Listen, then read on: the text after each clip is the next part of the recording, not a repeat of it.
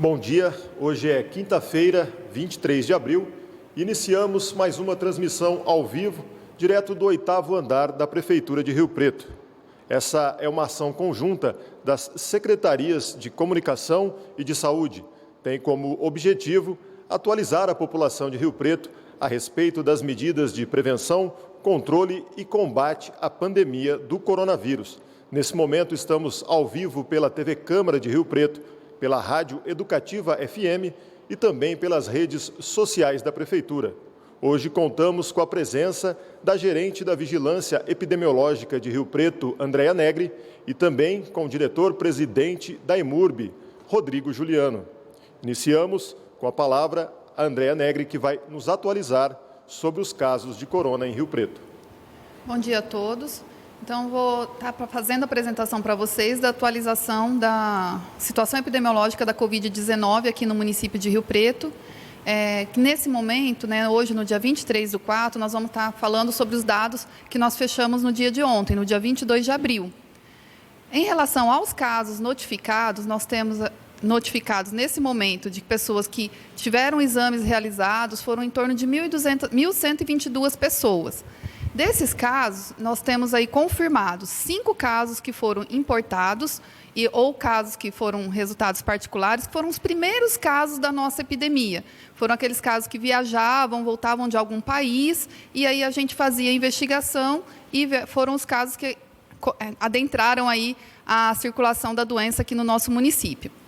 Os casos de síndrome respiratória aguda grave, então nós temos 29 casos confirmados, entrou um caso positivo de ontem para hoje, 35 profissionais de saúde, no total de 69 casos confirmados de Covid-19 aqui no nosso município até esse momento.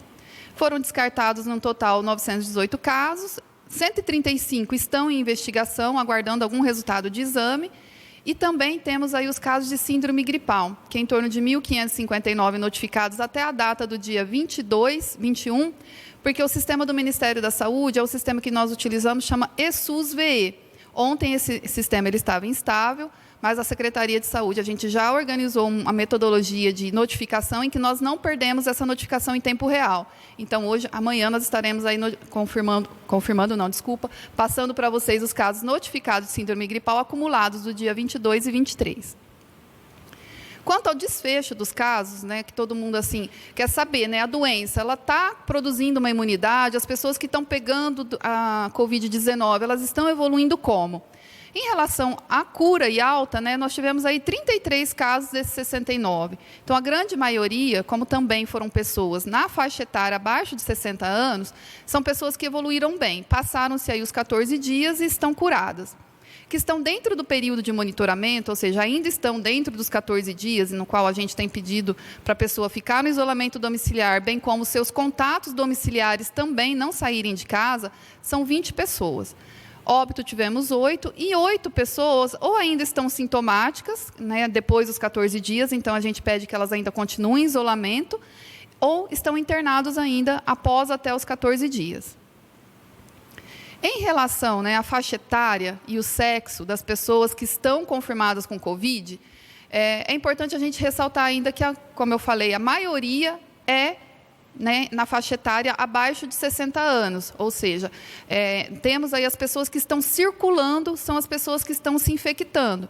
Isso é importante que todo mundo saiba. Os idosos, a gente sabe que eles estão ficando ao máximo no seu domicílio. Quem não precisa sair de casa não tem saído, mas ainda que continuem dessa forma, ou até para nós podermos preservar os nossos idosos. E a população que está saindo à rua, precisando aí em relação ao trabalho, fazer as suas compras de mercado, farmácia e tudo mais, que elas utilizem a máscara.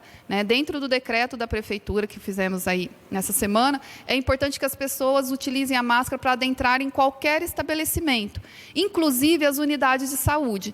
Eu quero falar aqui para vocês que você vai procurar um serviço de saúde, você tem que já ir com a máscara, porque lá também vão ter pessoas que podem estar sintomáticas. Na verdade, é onde as pessoas estão procurando para ter a sua assistência à saúde. Então, é um lugar que você tem um risco de se infectar. Então, já procure o serviço de saúde com máscara, porque também, pelo decreto, é para adentrar esse local também somente usando esse item que é a máscara. Próximo. Em relação à transmissão no município, como que está a distribuição desses casos? Vocês podem ver praticamente todas as regiões, a gente reforça novamente que não tem uma área específica com a circulação de Covid. Todas as áreas têm, porém com uma maior intensidade aí nessas primeiras unidades, que são áreas, né, da região do São Francisco, do Central, a região do Santo Antônio, do São Decleciano. Então, vocês podem ver que praticamente os 4 cantos da cidade têm casos de Covid. Esse é um slide importante. O que eu quero que vocês observem? Aqui nós temos todos os casos confirmados até o momento e todos os óbitos confirmados até o momento por faixa etária. Como na literatura, como o que foi visto no mundo inteiro, a letalidade acima de 60 anos, ela acaba sendo maior mesmo, acima de 20%. O nosso número de casos ainda é pequeno, 69, só que nós já tivemos 8 óbitos desses 69. E esses são os casos que a gente está procurando lá na pontinha do iceberg, como o Dr. Aldenis já falou em várias outras lives. Então, essa letalidade ela tende a ficar um pouco maior, mas é só para a gente ver. Olha só, pessoas de 80 anos ou mais, os 2 casos confirmados, os 2 foram a óbito. De 70 a 79, de 8 casos confirmados, 3 foram a óbito, quase 40%. E de 60 a 69, de 5, 1 foi a óbito. Então, assim, é muito importante a gente proteger os nossos idosos. E nós só vamos protegê-los se a gente se proteger quando sair à rua. Nesse momento da flexibilização, em que as pessoas podem circular para buscar aí o seu trabalho, ou mesmo uma unidade, um serviço essencial, se cuidar, utilizar o álcool gel, lavar as mãos com frequência e utilizar a máscara. A máscara é uma barreira de proteção para você, para o próximo na rua e para você não levar nada para sua casa. Em relação à síndrome respiratória aguda grave, né, qual que está sendo a nossa relação, né, a notificação, né, desses casos? Esses 262 casos foram internados desde o começo da pandemia. Nesse momento, 40 permanecem internados aí nos nossos hospitais. Vocês podem observar que nas últimas lives é essa média que a gente tem falado para vocês, 40, 43, 36, 39. Isso quer dizer que a epidemia, né, ela está estabilizada nesse momento.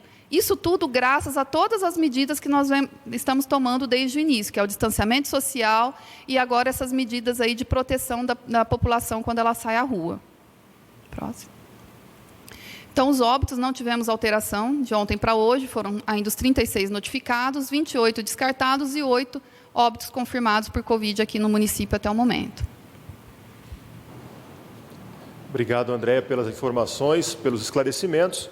Como é de conhecimento geral, foi amplamente divulgado, na última terça-feira, um decreto de Rio Preto estendeu para o dia 10 de maio a quarentena, seguindo a orientação do governo do Estado, e também prevê esse decreto o uso obrigatório de máscaras, tanto no transporte coletivo, nos ônibus, como no terminal urbano. Quem administra o terminal urbano é a EMURB. Por isso, o Rodrigo Juliano, que é presidente da EMURB, está aqui para fazer também esclarecimentos. Juliano, quais medidas já foram tomadas em relação ao uso de máscaras no terminal e no transporte urbano? Bom dia a todos. É importante frisar que desde ontem, 22/4, a EMURB, em conjunto com a Secretaria de Saúde, nós iniciamos uma campanha de conscientização da utilização de máscaras para toda a população que hoje está nessa situação de trabalho dentro dos serviços essenciais e em relação à questão da flexibilização. O importante é frisar aqui que a população, em termos de 95% de quem frequenta o terminal, já vem utilizando as máscaras. Nas abordagens que o nosso pessoal tem feito, nós percebemos uma adesão muito grande, uma preocupação em manter o ambiente com o máximo de responsabilidade e mínimo de contaminação possível. Essa ação, ela faz com que as pessoas tenham um ambiente totalmente responsável em termos de utilização das máscaras. Antes de a gente iniciar essa transmissão, você me falava que está havendo uma distribuição de máscaras. Como é que isso está acontecendo? Nós temos uma parceria com algumas empresas que doaram máscaras e nessa abordagem nós estamos disponibilizando para as pessoas acima de 60 anos, para efeito de conscientização, essas máscaras doadas. e o pessoal tem agradecido bastante, tem aderido e todos têm contribuído e colaborado com a utilização das máscaras. Muitas delas têm a máscara e a gente aborda para poder informar da proibição e da utilização obrigatória a partir de segunda-feira, dia 27/4, e eles têm tirado as máscaras da bolsa e utilizado com maior frequência e agradecendo até pelo cuidado que nós estamos tendo em relação não só à higienização do ambiente como um todo, né, cuidado com as superfícies, mas também com o cuidado da saúde das pessoas que ali frequentam por necessidade de estarem trabalhando no dia a dia ou via flexibilização ou por estar em serviços que são essenciais. Você poderia esclarecer em relação a essa distribuição de máscaras? Ela não é indistinta, né? Ela é para grupos específicos. Exatamente. Nós estamos orientando a todas as pessoas e o pessoal que está acima de 60 anos são as pessoas que, caso não tenham e não estejam disponíveis, nós acabamos disponibilizando as máscaras imediatamente. Durante sua fala, você lembrou que existem outras medidas também tomadas, principalmente ali no terminal, em relação às superfícies. Eu gostaria que você detalhasse para a gente essas medidas. Importante salientar que nós fizemos em conjunto com o SEMAI e com outras secretarias um levantamento de higienização de superfícies que veio de uma pesquisa científica alemã e onde nós chegamos a 2 produtos para utilizar como higienização adicional, ou seja, nós já mantemos normalmente as higienizações adequadas dentro do processo que é necessário de higienização de áreas de grande fluxo de pessoas, e nós agregamos 3. Uma na madrugada, onde não existe ninguém no terminal, nós usamos o hidróxido de sódio para que haja descontaminação em relação ao Covid-19. E durante o dia, como há presença de pessoas, nós isolamos as áreas e aplicamos outro produto que é possível ser aplicado na presença de pessoas sem causar danos à saúde. Nós temos equipamentos que foram adaptados para a utilização, como carrinhos de pulverização, pulverizadores costais e também veículos para pulverizar em maior volume e porte na madrugada todo o terminal. Ou seja, nós higienizamos todas as áreas que têm contato com as pessoas e todas as superfícies que têm adesão e passagem de pessoas. Inclusive, o interior dos ônibus também é higienizado nos assentos e nos locais de encosto e suporte de seguro. Existe oferta de álcool gel no terminal? Nós temos também, Ademir, uma importante ação de 6 pontos específicos, onde as pessoas podem se higienizar com álcool em gel. Outra observação importante é que, às vezes, chega muita gente ao mesmo tempo e, caso a pessoa não encontre no local, é só procurar um funcionário da EMURB que ele repõe no momento específico que a pessoa precise.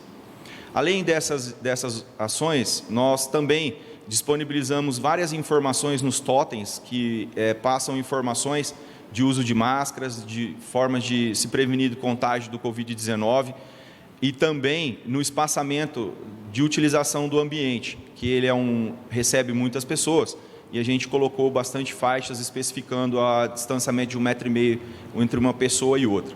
Ou seja, nossa obrigação é cuidar não só do terminal, mas cuidar das vidas das pessoas que estão ali e fazer com que elas tenham o mínimo risco possível de contágio por estar utilizando um ambiente de ampla utilização de fluxo por pessoas. Tá joia. A EMURB também administra, é responsável pela área azul, que estava suspensa. Como fica a situação da área azul agora com essa prorrogação do decreto? Bom, diante dessa situação da pandemia, nós já havíamos suspenso a cobrança, né, e a fiscalização até acompanharmos o decreto dia 22. Fica suspensa também a cobrança até dia 10/5, para que a gente possa acompanhar e flexibilizar essa situação das pessoas que estão precisando utilizar o centro da cidade, a Redentora, sem a necessidade da fiscalização. E isso também é importante para que a gente preserve os nossos colaboradores, porque eles estão diretamente ligados à população e causam um risco de contágio bastante relevante. Obrigado, Juliano, aí pelos esclarecimentos. Agradecemos também a Andréia, que participou hoje. E concluímos assim a transmissão de hoje. Lembrando que esse vídeo ficará disponível no canal do YouTube da Prefeitura em alta resolução e também que teremos isso na Rádio Educativa FM. Um bom dia a todos.